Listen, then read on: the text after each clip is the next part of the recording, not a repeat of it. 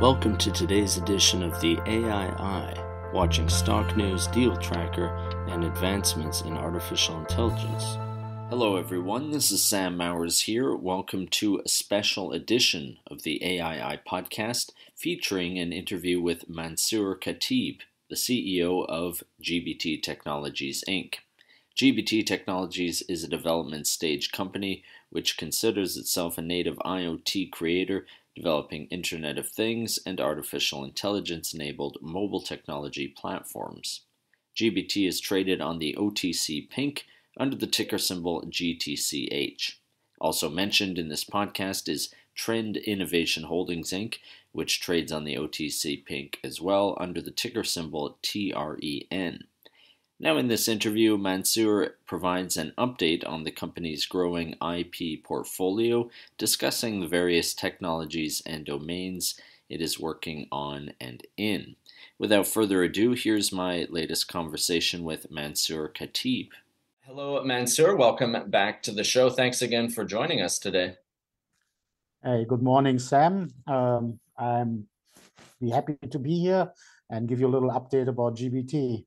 Well, for viewers or listeners who might not be aware, might not have caught your last appearance on the show, could you just give us like a bite-sized update on, well, tell us a bit about GBT and where you're at these days? Okay, perfect. So GBT is a technology company. We are specializing in microchip technology or, fast-growing technology. And we changed our business approach around 2.5 years ago when I came on as a CEO. And we are basically, since then, we are considering ourselves an IP company, basically building an IP portfolio of intellectual property. And we want to grow this portfolio over this year to hopefully down the road license it to large companies. Great. So as you say, the last time we chatted was a couple months ago, I reckon. And I highly recommend anyone who hasn't seen that, check that out, even just for background. But it's interesting in its own right. But in that chat, you discussed, as you say, the company's pivot and strategy and the focus on R&D, building the IP portfolio. At the time we spoke, GBT had, I believe, 10 patents approved with 26 pending. Can you give us an update on those numbers, the IP portfolio, and maybe go into what domains they focus on? Yeah, so first of all, we are not a huge company, for everybody to know, but I think we have been very, very successful, at least from my point of view. We now have approved 14 patents approved. That means that from last year to this year, we basically increased patent approval by 25%. And we have 25 pending, maybe 26, because we just had another advancement. The numbers are always a little bit fluent, but overall, I'm really, really, really, really happy with the progress we are making, because towards the end, we want to maybe have 60, 70, what gives us a base and good protection. The areas we have, and again, they are sometimes a little bit fluid because we came out of an old time in 2019, 2020, and then when we started into the new project, we kind of tried to define the different areas. But I can just tell you, number one, we are in a semiconductor hardware. We have a 3D multi-planar chip. This is hardware. Then we have EDA software, what is basically microchip design tools. Then we have AI. We have our own AI. We call Avant AI. We have a tracking technology for asset tracking and tracking or location tracking, what works without GPS, what is very, very important because it avoids the monthly fees. We have patents in the IoT and mesh network arena. Mesh networks and databases and management of databases is the future. We have some areas of health and telemedicine. We have a computer vision system, what we call Apollo, and I We'll talk about this a little bit later. And then we daggle because of the mesh network and the networking and the database. We also have two different technologies, what is basically radio networks and long-range radio networks. And so eventually all those areas, they're kind of fold into each other and they support each other. And those are the main areas. Now, as you say, one of the biggest areas of R&D for the company is the artificial intelligence. Not only the Avant and the Apollo, which we'll talk about a bit more in depth in a bit, but there's a lot of interpenetration of the AI in the other domains. Can you briefly talk about actually Avant AI and maybe bring viewers, listeners up to speed on its recent big news? So,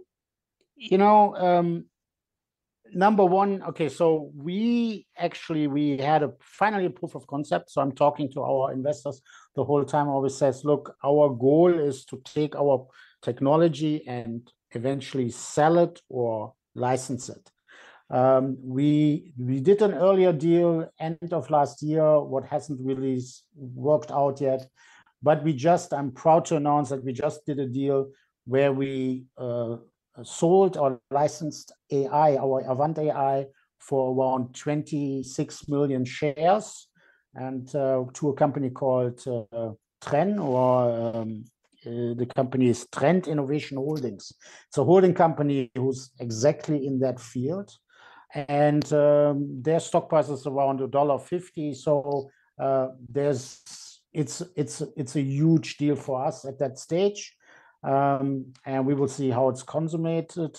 The big thing about this deal is that we retained certain rights for the software, so we can use the software for our own software packages, and that was one of the conditions for this to move ahead, that we could retain some rights, and we have retained them. And so now we just hope that Trend does what they want to do. Eventually, I cannot talk to them, but basically go to the stock exchange, NASDAQ, rise up. And that means that it would be a really good deal for us down the road.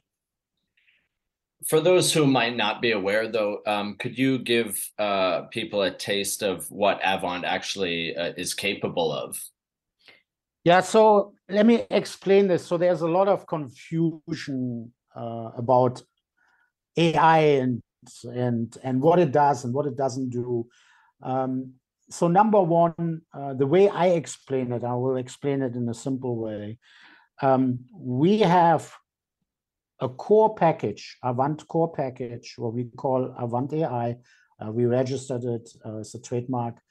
And this core package, we believe, is very comprehensive and very fast. It can take massive data and work through data in a very, very fast way. However, there are two parts to it. There's this core system, and then what there are skins. I call it skins. Other people maybe say it's something else. And the skins are actually the functionality. So I give you an example. The core system maybe you want to build a stock trader, because right now everybody is about stock. You want to build a stock trader. The core engine would maybe look at all the data from all the 19,000 stocks for last 10 years, and do the calculation. But now you would build another part on top of it, what actually would execute the action or the other search, the other search terms or triggers alarms. What people don't understand is this whole AI the whole AI economy is really 4 parts. So let's say 3 parts. It's the AI technology itself, then the hardware to the AI technology, because there's hardware to it, and I will get to that. And then there are what I call skins. And then there's actually what is the functionality, what comes out of the functionality at the end. So when you look at the AI, there's companies who develop the AI, there's companies who just want to do the functionality. And then there are companies, we, for example, have developed a 3D chip, what has theoretically a lot of memory, and that would be actually the chip, and our Avant was at one time actually an AI collaboration. They're both kind of developed itself out of itself. So that's why we retained AI. And then, of course, you have, let's say, you take an AI engine and you do arbitrage trading somewhere for oil or something like this. Then obviously that makes money. And that's really where also there's a lot of money. But a lot of money is going to be made in those 4 sections. And we basically integrated that we now have the 3 main sections of AI covered. We can build skins. We have our core engine. We can take the skins and develop for other people specifically, but hopefully down the road also develop the chip and make that chip really AI friendly. Now, just going back to the sale of Avant, as you discussed, in what way does that play into the company's overall strategy? Yeah, so basically, I mentioned this is proof of concept. We want to eventually be growing this IP portfolio in different areas, and eventually we want that larger companies take some of this portfolio and say, oh yeah, I like to go on that 3D chip, or I like to do the AI, or I like to do Apollo. And then we would license this or sell the technology to them, and with that create an income stream. If we can license it, we have a long-term income stream, what we can leverage, and actually make money. And my whole argument about the change to IP was that because we are good at building IP, I'm building much faster shareholder value for the shareholders and for the company than if I would concentrate on building a little gadget or building something else and getting into sales, etc., etc. I know it's tough, but it's basically that we now made this deal. It's proof of concept that there are actually companies out there interested in our technology. Now, we discussed Avant, and in our last episode with you, we got into the chips quite in depth. And again, I highly recommend anyone who hasn't watched that, check that out, because the chip space is crucial. But I'd be remiss to let you go without talking about Apollo. You've mentioned it a couple of times. Could you give us a bit of an intro on Apollo? Yeah, so let me just say, so we have like 3 major areas. What is obviously the chips, the 3D chips, the hardware for the chips, and then AI. And then we have some sub areas. And I mentioned radio technology and mesh technology because, I always say to my son, everything will be data in the future. And so, and he's still upset that he took some statistics from, based on my advice. So, however, so we have radio technology, mesh networks, what is future. We have pattern recognition, what is security, cancer screening, other things. And then we have Apollo. And the reason why I like Apollo is because it's easy to explain. Apollo is basically a little box with some antenna, like a box at home, where it sends out radio signals in different frequencies, and they bounce back. It's like a little radar station in a sense, but of course, those radio signals are not, they're not dangerous in any sense. And it can read the environment of your house. It's like a video game. Whatever bounces back, you don't have a real picture, but you can create an artificial picture. And originally, we wanted to have it as a live box. And the reason why I call it live box was you can go with Apollo and basically read the heartbeat of people in the house. And we wanted to have it for the older generation, for ADP, maybe go to ADP or some other companies and say, hey, why don't you add this box to your offering? And you have some, first of all, you adhere to the privacy concerns because it's not a picture. it's a generated picture. It could be as detailed as you want, like in a video game, or it could be just a stick of a person. But then you could read the heartbeat, or you could see if somebody's in distress.